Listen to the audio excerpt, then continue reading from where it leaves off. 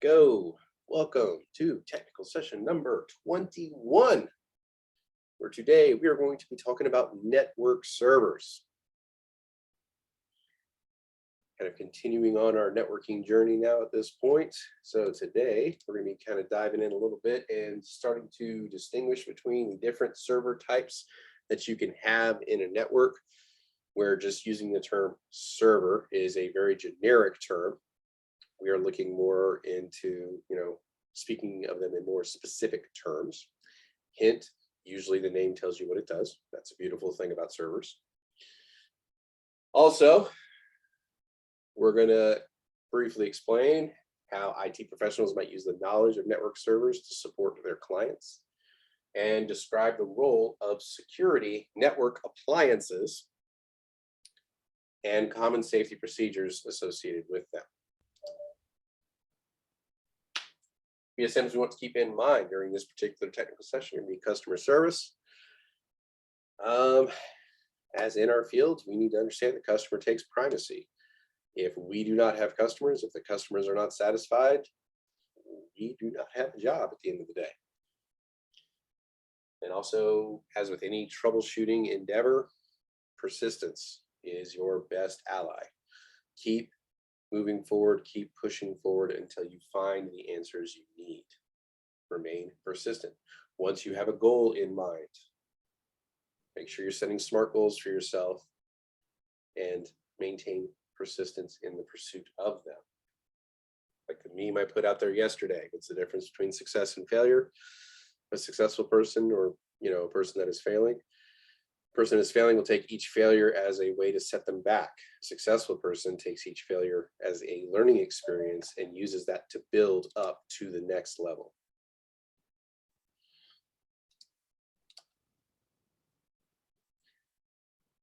So, how will servers and the knowledge of them impact your IT career? JR, can you please read for us?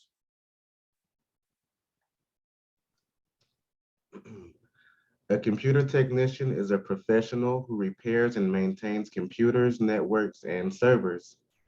The technician's responsibilities with servers may include building or configuring new hardware, installing and updating software packages, and connecting to networks. Understanding different servers' roles is the first step in order to later configure and manage servers in more senior positions. Excellent, thank you. So a server, in essence, is serving up resources to other systems. We're going to get into about 8 different kinds of servers. These are some of the more common ones you will see from a day-to-day basis. Are there more than this? Yes, but these would be the 8 most common that you will come across. From web, file, print, DHCP, DNS, proxy, mail, and authentication. And again, in essence, the name tells you what it does. Web servers. Let's see here.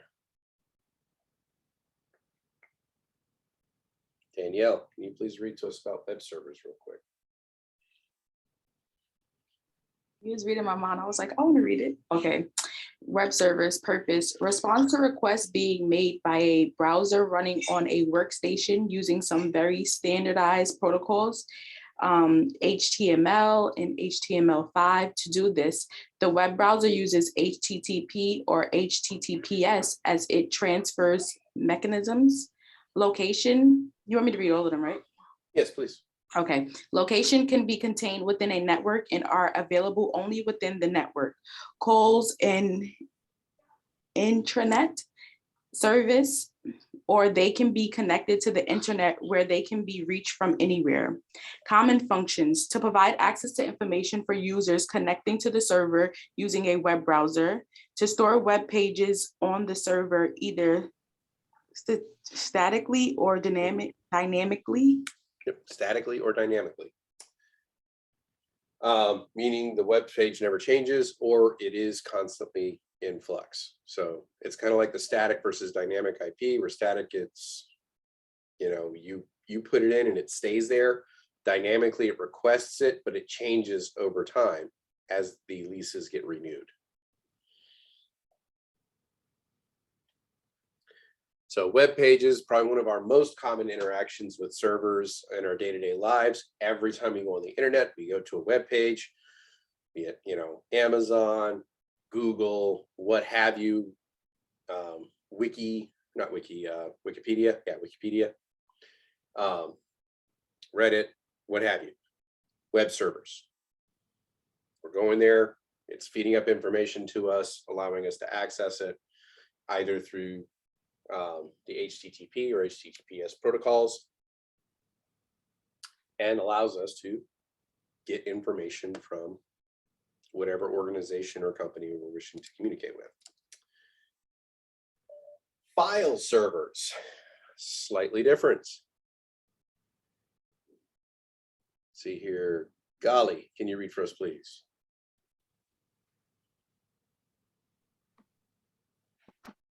Okay, file servers purposes: store the user's documents, videos, images, and anything else that a user might want to save for later use on a network drive. Protocols: use a standard system of file management hidden behind the scenes through a user interface used to access the server. Either SMB, server message block, which is a Windows server, or AFP, Apple Filing Protocol, which is an Apple server. Domains: an office that want to employ a file server for network sharing and print server functionality would want to set up a domain. Domain definition: a group of computers and devices that are administered as a unit with common rules and procedure and are defined by sharing the common parts of an IP address. There we go. So establishing a domain, file server works on it, where you could store files, folders, all kinds of documents, images, videos, all that kind of fun stuff. And many offices may actually establish file servers and only allow you to save to the file servers. You cannot save to your computer. You cannot save to removable drives, any of that stuff. You can only save to the file server because of, you know, data integrity. They don't want proprietary secrets leaving the company, things like that. So there may be security reasons as to which you may set up something like this and only allow things to be saved or viewed from this file server. Is this the same thing as a like a share file, like when everybody have a shared drive in the company or something? Yeah, like that? a shared drive, yes. In the company, yes. Shared file, like if you have one on your system and you're sharing it with others, no. But yeah, if you're working at an organization and they have a shared drive, this is typically what you're speaking of. Oh, okay. And this file server may be on site. It may be at another location for your company. You may even set one up in at a third party with the cloud. It just depends on how your company is operating. Same with web servers. You may have a web server on site. It may be at another or part of your organization in another city, or you may use a third party like Amazon Web Services.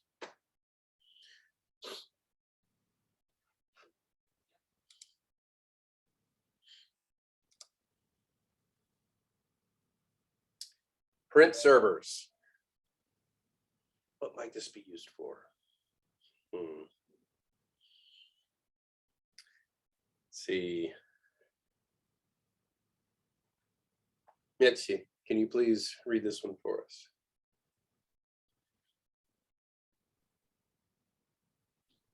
Print servers. Purpose: a dedicated computer or software inside a computer used to manage one printer or multiple printers. It provides the spooler service to the printers. Many enterprise printers come with a built-in print server, which makes using a dedicated machine for the role unnecessary. Connections. Server might be connected to a computer, then added as a network device. The network adapter and the use of software is built into the printer through an adapter card. Protocols. Printer servers use standard printing protocols. SMB, server managed block, IPP, Internet Printing Protocol, LDP, line printer daemon. Yep. Very good. Thank you. So print servers come in predominantly two flavors. You may have a single device or computer that controls one or multiple printers. And it could be something as simple as you have a printer on a desk and they just basically took a computer and signed up a computer to it. And then that computer is sharing that printer, and that computer itself serves as the print server. Somebody could be using it in their day-to-day activities, or it could just be a printer set there specific, or a computer set there specifically to be the print server for those printers, or the printer that's attached to it.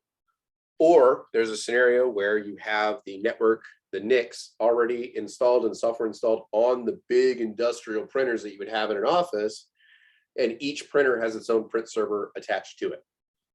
And it can communicate to the network either wirelessly, over an Ethernet cable, or a direct connection over a USB. So but usually if it has a direct connection, it is a shared printer through someone else's computer. Any questions on this one so far?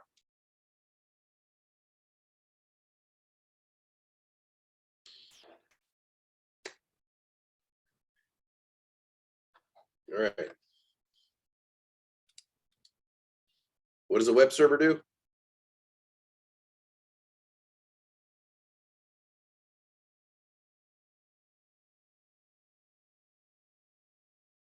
Stephanie, what does a web server do? It responds to requests being made by a browser running at a workstation using some very standardized. Sorry. You're right. They're gonna come down with code. No problem. No, I'm just asking in a basic sense because we read about this one earlier. So if I say web server, what does that say in your mind? Browser, like Google. Yeah, websites, right? Yeah. So web server does websites. Perfect. Serve the website. Serves up websites. There you go. Perfect. Even better. File servers. What do they do? They store documents. Save files. Serves up files, folders, images, videos. So it holds on to these files or documents for us and serves them up to us. File server. Print server. What does it do? Controls the is a printing service. Yeah, serves up a printing service for us. Runs the spooler on it. This is probably one of the easiest T sessions you could possibly teach because basically the name tells you what it does. Is that a gentle stab at me? Huh? Was that like a gentle like poke at me? I wasn't thinking it was gentle, but you know, no, I'm just messing with you. All right, No. all right. I see how it's gonna be. As long as we're clear. No, that wasn't me. Okay, it was just like this was how I remember these things. It was just the name tells me exactly what it does. DHCP. So what do we think? Knowing what DHCP is, what is DHCP? Who remembers? What is DHCP?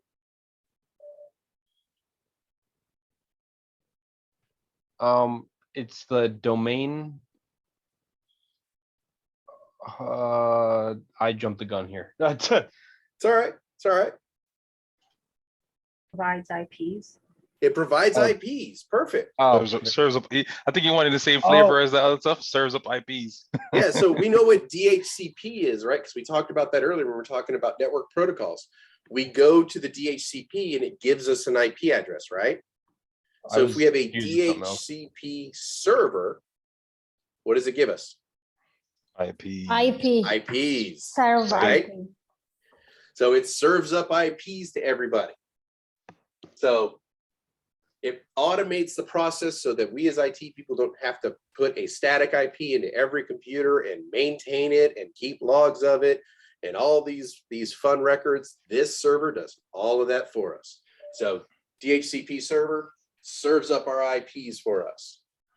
Subnet mask, default gateway, all that stuff. It gives this information to each computer as it attaches to the network. And basically what it's doing is it gives a lease. So it's like, hey, Joyce, I'm giving you this IP. It's yours for the next 7 days. In 7 days, this will expire. And if you want to reconnect to our network, you need to talk with me and I'll give you a new one. And we will have a scope of IP addresses that we can use and hand out. That becomes important later. So you have your home one, which is basically encompassed in that all-in-one device in your house that we call a router. Because remember, that thing is a router, it's a DNS server, it's a DHCP server, it's a switch, it's a hub, it's a Wi-Fi, it's a wireless access, it's all in one. So you have one in your home, and it has its own little version of a DHCP server running on it. And yes, you can go in and edit how it operates. Typically, I think some people block it. Comcast may be one of those people that do not allow you access to that. On the enterprise level, it needs to be a lot more robust because you're dealing with a lot more computers, a lot more interactions. And they also may have stricter requirements with regards to how long a IP is handed out, who gets one, who's authorized to have one, stuff like that. So, and also if you're running a multi-location operation, this can get a little more complicated as well, depending on how you want your network to be established, things like that. So DHCP server serves up IPs, all the information we need to connect to the internet. It tells me my IP address, my subnet mask, my default gateway, and then how to talk to my DNS server. DNS. What does DNS do? Give you a hint. They deal with the domain names. Okay, how? Resolve. I'll look up. So it says, okay, I'm resolved to do this. I'll take you to Google. Yeah, just like that. Just as Just boring like as that sounded. It's like the big-headed robot on Hitchhiker's Guide to the Galaxy.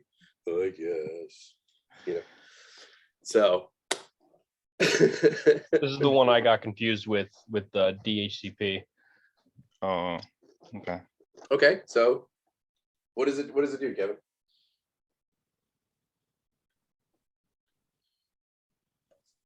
Well, it just that it serves up the isn't has to do with the domain names. Correct.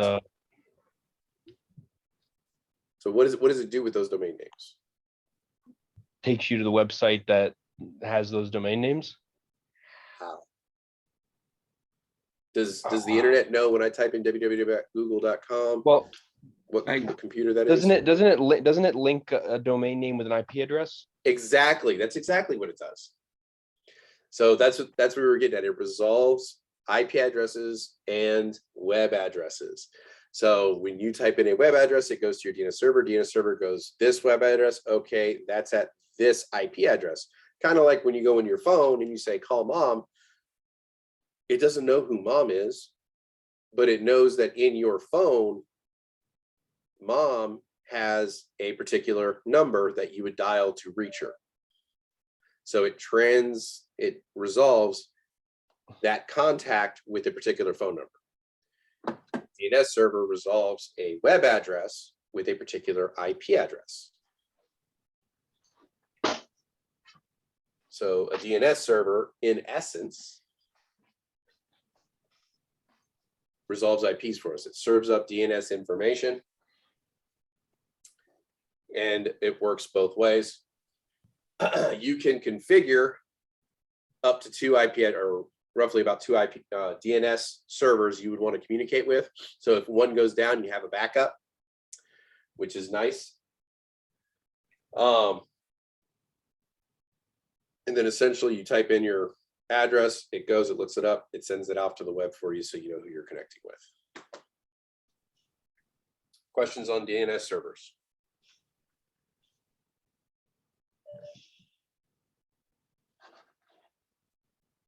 What does the DHCP server do? Yeah, assign IP addresses. Gives us IP addresses and then our network information. DNS, what do we get? They assign name to the IP address. Yeah, web FQDN, right? Fully qualified domain name, FQDN, resolves that with an IP address. Connects those two so that we can communicate over the web.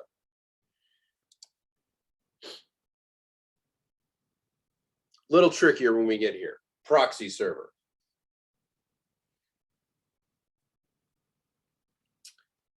Proxy, in essence, means it's doing something on the behalf of someone else.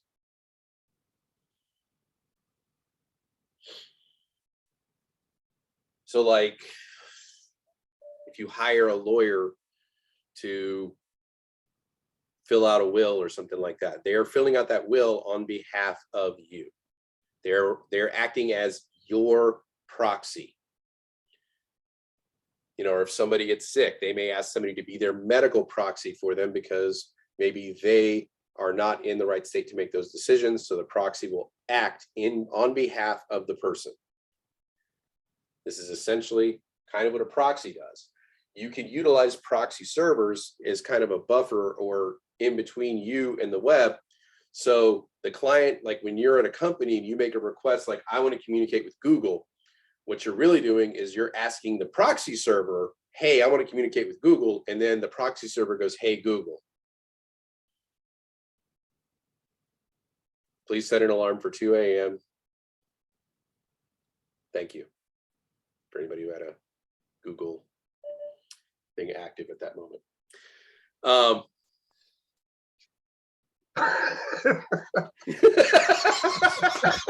Thank God I took it out of this office. Ah. No, I have an alarm set. Declare, yeah, Mr. Kelly, stop playing around. You know you can't do that. Now I got an alarm for 2 a.m. Oh man, I was wanting to work that one in. All right, so benefits is it kind of prevents you from making direct connections to the internet and provides a point of exit so you can kind of control access to certain types of content or certain web addresses, you know, so it's a little bit of a buffer. So larger companies will utilize these as kind of an intermediary. So you're making the request to the proxy itself is making a request to the outside, and then it comes back to the proxy and then comes to you. You're not really aware of it. It's also a way some company or some hackers may put themselves in between you and the internet. They will set themselves up as a proxy for you. And so they can actually alter, sift through and look at and see any information that you're requesting from the internet. So if you're requesting a bank account, if you're putting in your security credentials, they would receive that information and then provide it to the bank, and then it comes back. So then they're able to glean more information for you. So it's kind of a way hackers can get in between you and the internet. But for companies, it's usually kind of a way to help protect their internal systems. But it'll, in a sense, it allows you to control more access as to what is being accessed at work, essentially. You may Can't not confirm it. Huh? No, I can't confirm it, but I feel like I suffered a man-in-the-middle attack. I can't confirm it yet, but yeah. Yeah. Those are rough. So yeah, that's one other way of putting it. It's called man in the middle. It's where they put themselves in between you and who you're communicating with so that you don't know they're there, and then who's communicating with them doesn't know you're there, and you're able to see the information going both directions. Questions on proxy servers. It does something on behalf of someone else.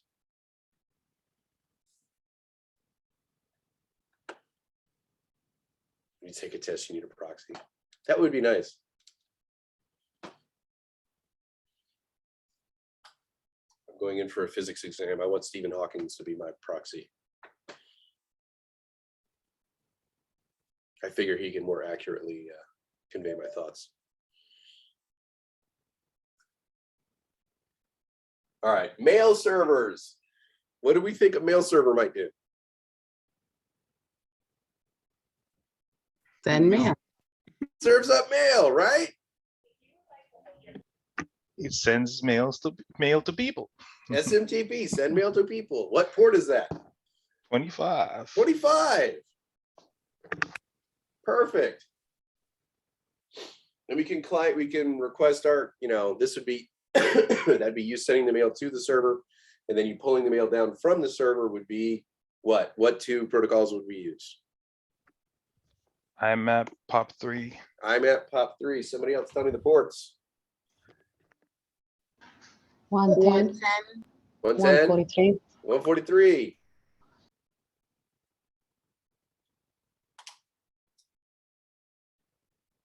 Typically, this is managed through your ISP, or my ISP may give you a mail address for you to utilize based off of the services you're requesting. Internally in your organization, you may set up your own mail server. You may utilize a third party like Microsoft Exchange or Gmail or something along those lines. But this would be set up by your organization. All right, so mail server, we know what that does.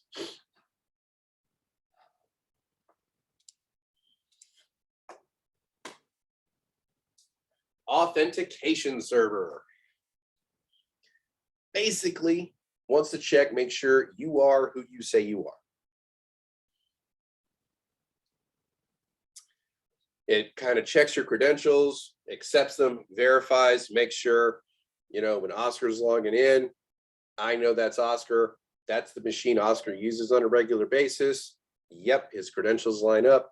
Okay, he's granted access. Some resources we may use in companies like single sign-on, we use a single name and password rather than having to remember 50 different names and passwords.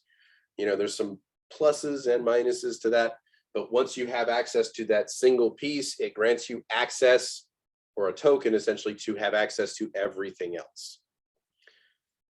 So this is almost strictly used in enterprise situations. Some, people may actually implement one in their home networks, so that is extremely rare.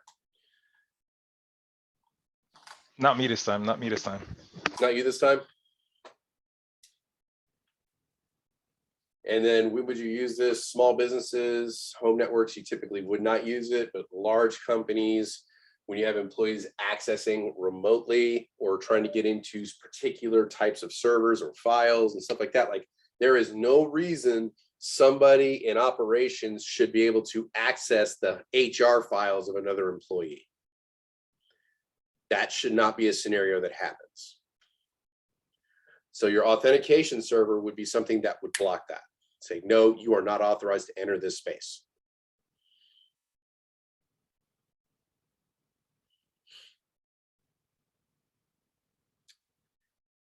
I'll have to find the video, Greg, and show you. There was a guy who was like an IT guy who set up a server room in his his master closet with AR capabilities. So he puts on AR goggles and it tells him every port and what it's connected to. Okay. I'll have to show it to you. I was like, wow, that's really cool.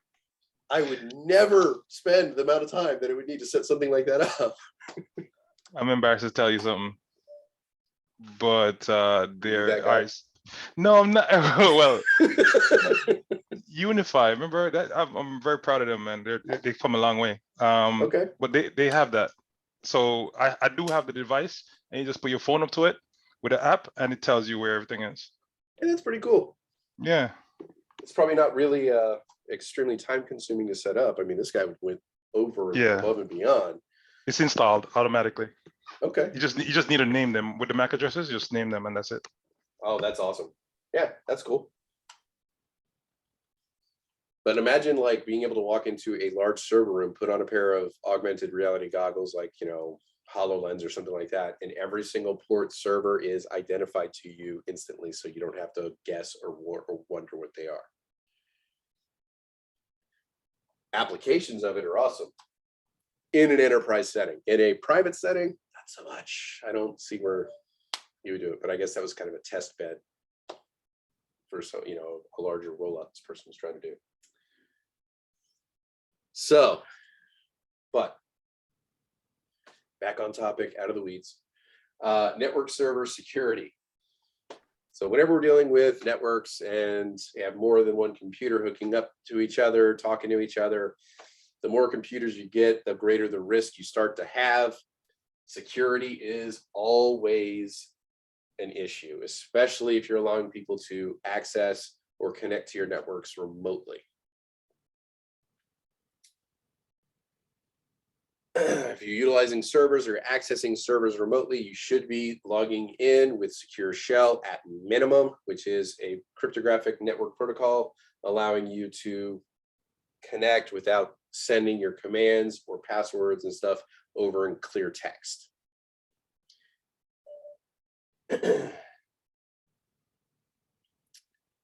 Also, you should utilize something like a VPN, which would also allow access to the servers.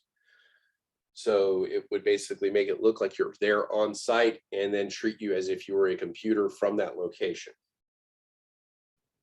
So setting that up as a requirement on top of Secure Shell gives you kind of layers of protection. You'll notice as we move through security, it's all about setting up layers of protection, and you have to maintain a balance. And the balance we always talk about is convenience versus security. The more convenient something is, the less secure it is. And then conversely, the more secure something is, the less convenient it is.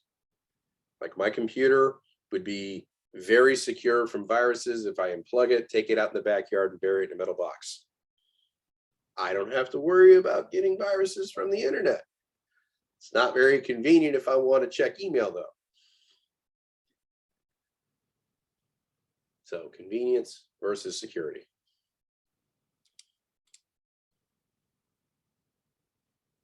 So there are some network appliances that we can utilize to help create those layers and increase our security of our network. Some of these have just software applications. Some of them have both software and hardware. As we talked about earlier, when we first mentioned Windows Defender Firewall, that is a software firewall, but they actually have hardware firewalls too, significantly more robust, more bells and whistles, greater level of protection and processing power.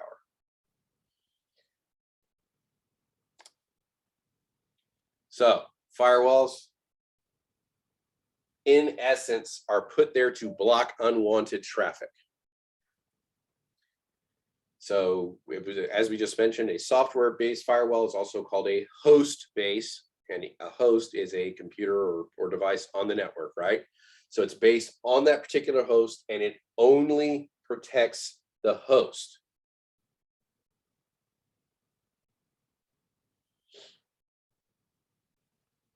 Then we have a hardware firewall, which can have multiple interfaces, allowing varying levels of security, significantly better than software.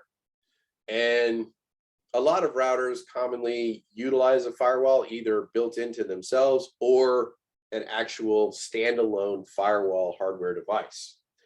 And there's two typical ways that firewalls work. There's one that is called packet filtering, and there's one that is called stateful firewalls. Stateful firewalls, in essence, pays attention to the state of the conversation. So if I'm in my network and I reach out to Stephanie, when Stephanie responds, it's going to let that information pass back through my firewalls because it assumes that because I am initiating the contact with Stephanie, that the communication between us from that point on is consensual until that communication is broken. So long as the state of that conversation is in place, the stateful firewall will allow the information to pass. But the initiation of the contact has to start from inside the firewall. Stephanie cannot initiate with me. I have to start the conversation with her. Otherwise, it will not allow her through the firewall. And vice versa. If she had a firewall on her side, it would not allow her or not allow me to initiate a conversation with her. She must initiate with me. So that is what stateful firewalls do. It's paying attention to the state of the conversation. Packet filtering is a little bit more complex. That is actually looking at the information that is being sent and making sure that that's okay, and also who you're talking to. So it may utilize something like an access control list, which we had mentioned earlier, which can operate in one of two ways. They have a whitelist and a blacklist. The whitelist means everybody on this list is okay. Anybody else that's not on this list, denied. And then you have a blacklist, which is everybody on this list is rejected. Everyone else is okay. Depending on the organization, you may use one or the other. The most common, because it's the easiest to maintain, is the blacklist. Because as you find sites that are bad, you can add them to this list. Whitelist is much harder to maintain because it's hard to get a list of all the resources that your employees may use. They may utilize certain outside resources that are kind of uncommon. This happened a lot in transportation. They initially tried utilizing a whitelist. They only allowed us access to certain sites, and instantly we couldn't research customers. We had difficult times contacting customers. We would go to certain locations to look up fuel prices, trucking companies, things like that. And we had so many types of resources we would use, they couldn't keep up with it on this list. And it was a complete nightmare to try to utilize something like this. So depending on the scenario, you may use one over the other. I think they're transferring the names as an allow and deny list as well. So I think that name is transitioning at this point. Can you say one more time what the difference whitelist and the blacklist? Okay, whitelist or allow list is everybody. These are the sites that are okay. So you can go to Google, you can go to Netflix, you can go to Hulu, you can go to Spotify. If you're not on this list, everything else is rejected. So only the sites are on this list are okay to communicate with. That's a whitelist or an allow list. A blacklist or a deny list is only these sites are denied. So you can't go to, look at the lottery. You can't go, to gambling sites or whatever. So like they would put stuff on there and say, only these sites are denied. Everything else is okay. Okay, got it. Thank you. And that is what an access control list is. Also, it may pay attention to the types of information that you're sending through the firewall to make sure you're not sending sensitive material. Maybe they won't allow certain file types to leave, stuff like that. If you use encryption that is not typical of the company. So if you use your own encryption and the company uses a different kind, and then the firewall cannot read what's in those packets, it may deny access at that point too, from you, even though it's coming from inside. You'll see this in companies that do a lot of research and development and stuff like that, where that's their livelihood, that's their life. If they lose their proprietary information, the company ceases to exist. So they may have firewalls that actually will seek that stuff out. Problem with packet filtering over stateful firewalls.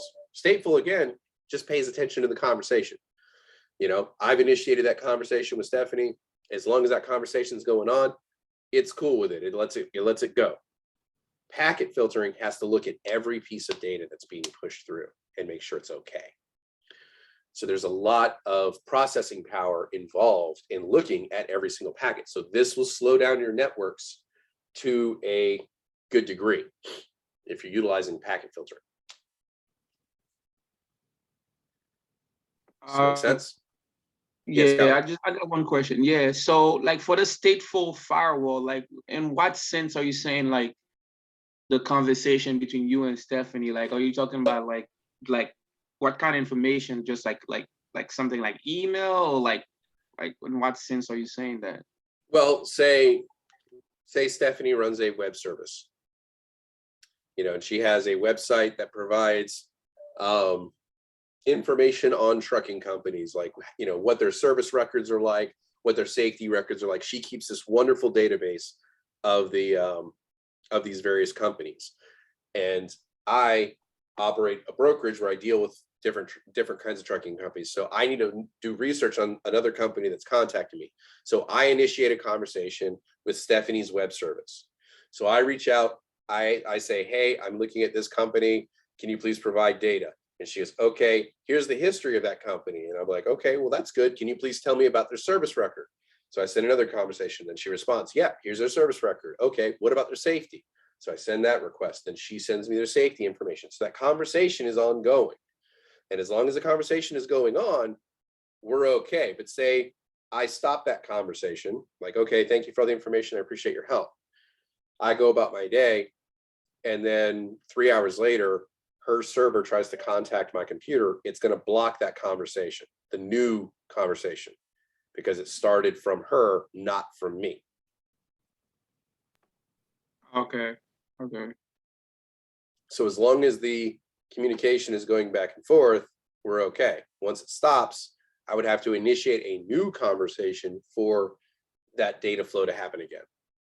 Okay. So basically you can just like access like any sites and stuff like out there, just like nobody else can access, like, I guess, your site and start conversation with you or something? Yes, they wouldn't be able to initiate that conversation with me. Like they wouldn't just be able to go, like she wouldn't just be like, oh, here's a new file. You know, you asked about trucking company, you know, G. Well, here's a file in company number H. Boom, and just try to send it to me like a couple hours later. It's going to see that file coming in and not see any communication starting from me asking it and saying, no, file denied. Okay. All right. So it's paying attention to what's called a session. You know, so we initiate a communication, there's an exchange of information for a little bit, and then we end the session. And so the stateful firewall is paying attention to the state of that conversation. As long as that conversation is active and it started from inside the firewall believes that this whole conversation is consensual, everything is all good. Awesome. Got it. Thank you. Good question. Any other questions with regards to stateful firewall versus packet filtering? So the name kind of says it, like it's filtering the packets, it's looking at each packet of information and saying, yes, you know, this is okay, or no, that is not okay. It also depends on who you're talking to. By the way, if you have kids, packet filtering firewalls are wonderful, especially access control lists where you can say, no, denied, denied, denied.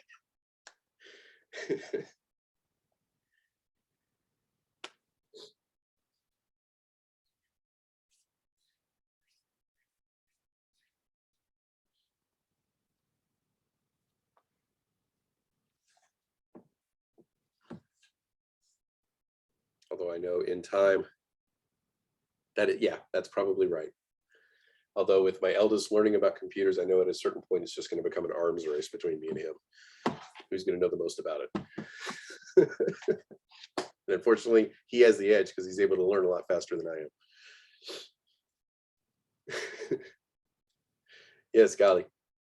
Yeah, another question about the stateful firewall. So like let's say you got that set up in terms of like emails and stuff. So would that also kind of like work as a like stopping like phishing emails type of, because then like they won't be able to reach your server to send you like stuff like that? Or packet filtering will help with that. It's not foolproof. Again, most security is layered, and usually the biggest threat to your security is the individual. The problem with phishing emails is you're initiating that conversation. You're clicking on that link saying, yes, I want to have this conversation. And so stateful firewalls, once you've clicked on that link, openly allow it to come through. Packet filtering sometimes can catch it, not always. Okay, so I was talking about the stateful. So you'll still like get the email like for the stateful one too?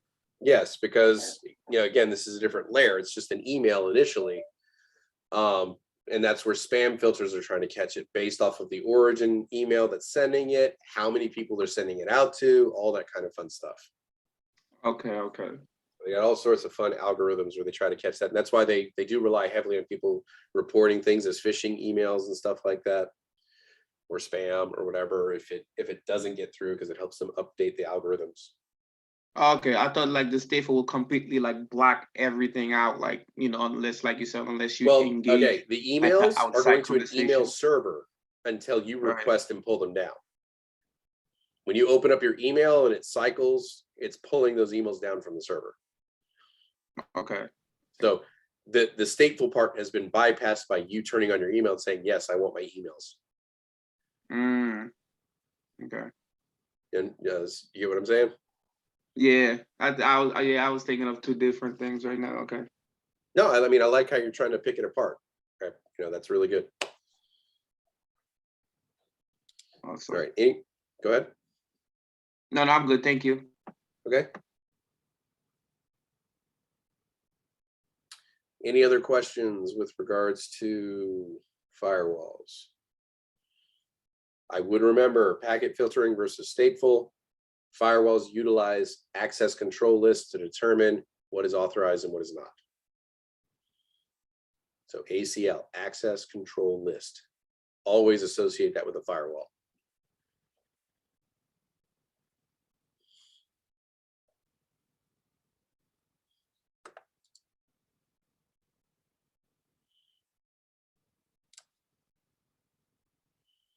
IDS, Intrusion Detection System. This is another security apparatus you can use. What it's trying to do is detect unauthorized access or attacks on your system. So it's going to be monitoring things like who's accessing what files, resource usage, things like that. And it basically is itemizing and documenting these things. It's characterizing this, like, does this reach a threshold that you would consider it a threat? Low, medium, or high level of, you know, emergency, essentially. And it's typically programmed to react in kind of specific ways to certain situations. Like if somebody's trying to do like a buffer override attack or something like that, where they're making requests repeatedly of a system, trying to override it so that it'll crash. It'll see that massive spike in resource usage and record it, send an alert, try to figure out where it's coming from. And then it'll basically send an email to the security service or an alert to the security service saying, hey, you might want to look over here.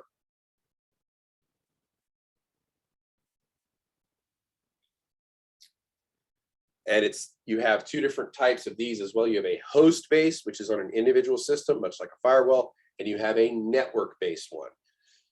And the network-based one is kind of monitoring the entire network. And the host-based is called HIDS, H-I-D-S, host, intrusion detection system, and then NIDS, network intrusion detection system. Typically on a network, if this is the case, what they're doing is they're putting a computer on a network.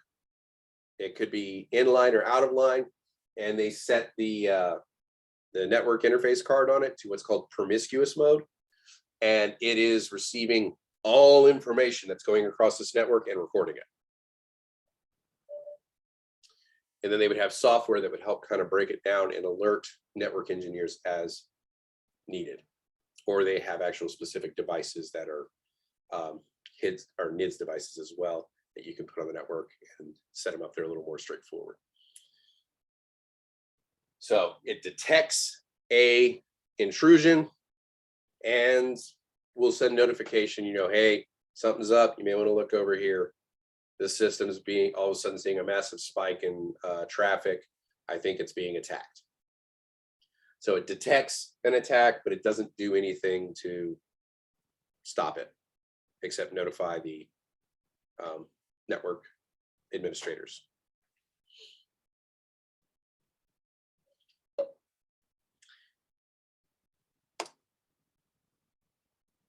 The other side of that coin is IPS, Intrusion Prevention System. Kind of like a NIDS or a HIDS or a NIDS, but it can actually take proactive action to stop an attack once one is detected.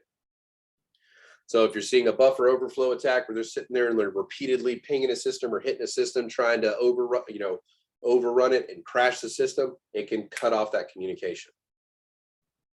So it can actively take steps to prevent an attack. But it has to be what is called in line. So in order for it to be able to shut off an attack, it has to be in line between where the attack is coming from and the device being attacked. So it's able to shut off communications if necessary. So it has to be what's called an inline device. And just like IDS, it has hardware and software versions of this, which are called HIPS for Host Intrusion Prevention System, and NIPS, Network Intrusion Prevention System. NIPS are typically put at network boundaries, usually after the firewall, as another layer between you and the outside. Because again, security is a layering process.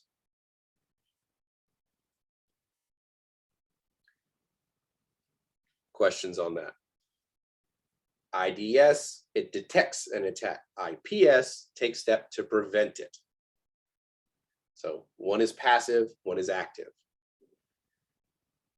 So why would you use an IDS instead of, why would you want to use an IDS instead of an IPS? Could be cost. Oh, okay. You may use both. Right. Oh, okay. Because I see the IPS do like basically the better job. So. But you could use IDS to monitor traffic internally on the network, where the IPS goes on the borders of your network, because an attack can come from within. Oh. So you may still want monitoring devices inside the network to make sure attacks aren't coming from inside. Okay. Some people, some devices do both at the same time, and you set them at different thresholds. Like IDS could say, okay, I'm a detect it at threshold 3 and prevent it at threshold 5. Another valid point.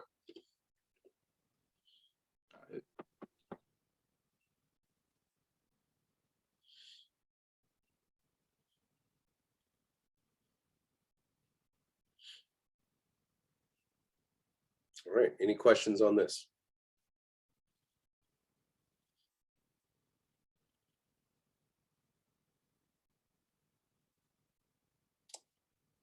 All right, UTM, or Unified Threat Management.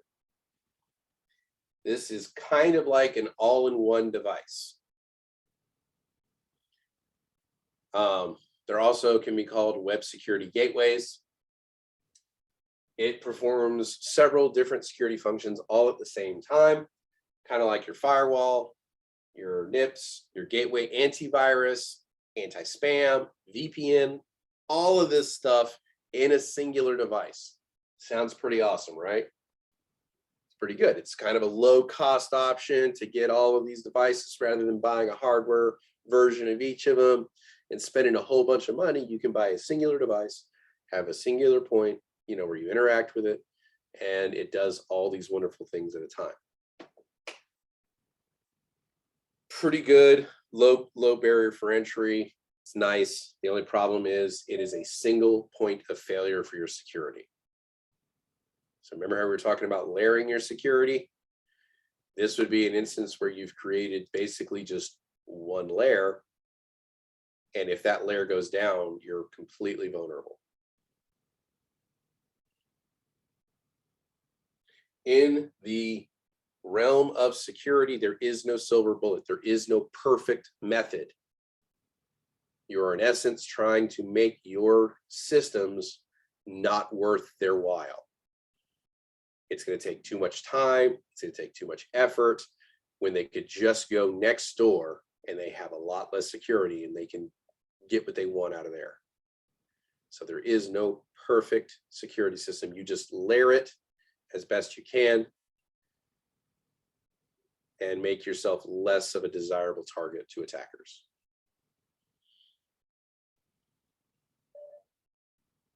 Questions, comments, concerns?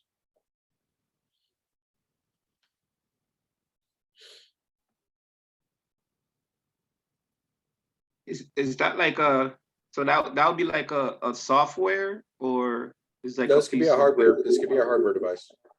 Oh, okay. So UTM, Unified Threat Management. I would remember that acronym. It does come up a lot.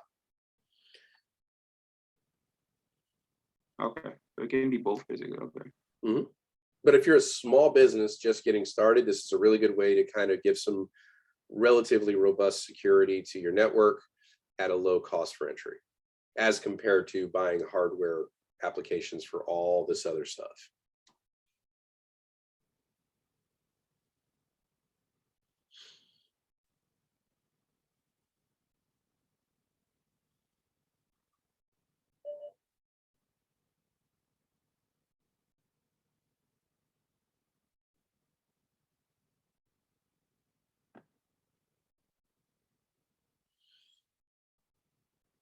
All right, any other questions?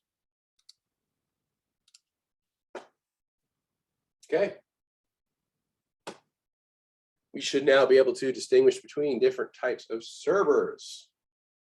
We list off a few of them. What do we remember? File server. Web. File server. Mail Any others? server. Web server. Web mail server. Printer server. Printer. server. DNS. Proxy server. Proxy. DHCP server. DHCP. Oh, And I mail. reversed that. Sorry. Mail. All right. Do we think we can take a guess as to what each of these servers do now? Yes. If I saw it before, I would say it can't be that easy, but it apparently is. So Some of them are. Some of the, that's what I say. Some of the questions, like where you see the answer and you're like, that's too on the nose. There's no way that's the right answer. And sure enough, it is. Let's see here. Who can tell me what a stateful firewall does, what it does?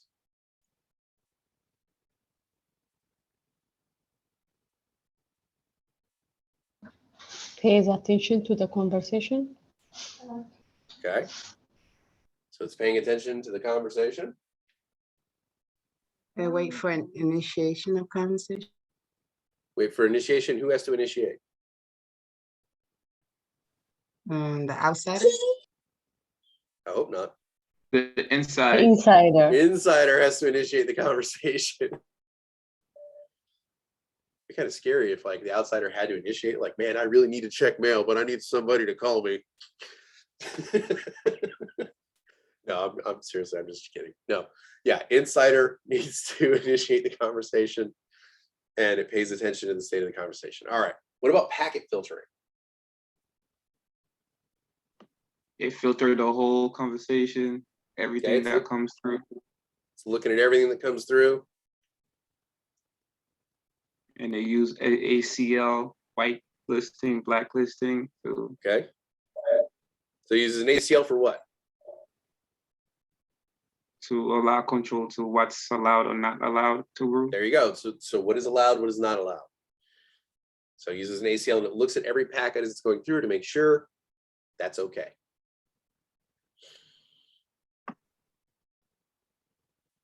Excellent.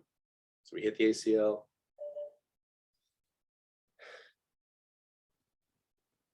If I just want my network, a network device to just notify me that there's a potential for an attack happening, what might I use? IDS. IDS. What does it stand for? Intrusion Detection System. There we go. If I want a device that's a little bit better than that and wants to take action, what might I use? IPS. All right, what does that stand for? Intrusion Prevention System. Perfect. Now, what are the two types of each one of those devices? NDS, HDS, Okay, so what does the N and the H stand for? network and hardware. Network and close. You're knocking on the right door. What'd you say? Host. Host. Perfect. So you have network and host. What's the difference?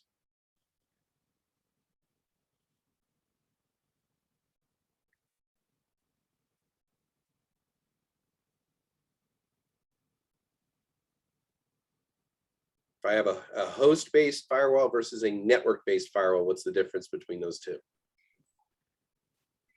Is the network like the, I don't know if I'm saying this right, but like the internet company, and the host is like us? Does that make sense? You're absolutely knocking on the right door. So the host would be the individual computer, right? So it's the host. And the network will be like the overall network, like the whole system. Yeah, so it wouldn't be just one computer. You'd be working, protecting multiple, right? So a host is only protecting the one system it's on. Network is meant to protect a chunk or all of the network itself.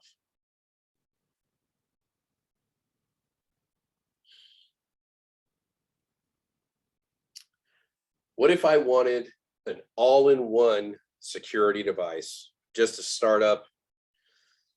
Haven't really built up my brand yet, but I need good security. I want kind of an all-in-one device that'll kind of get me by for a while until I, I'm able to do more. What would you recommend as an IT professional for me to look at? UTM. UTM, which stands for what?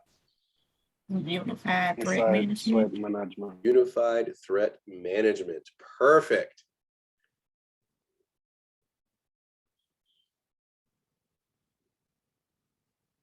All right. Any questions?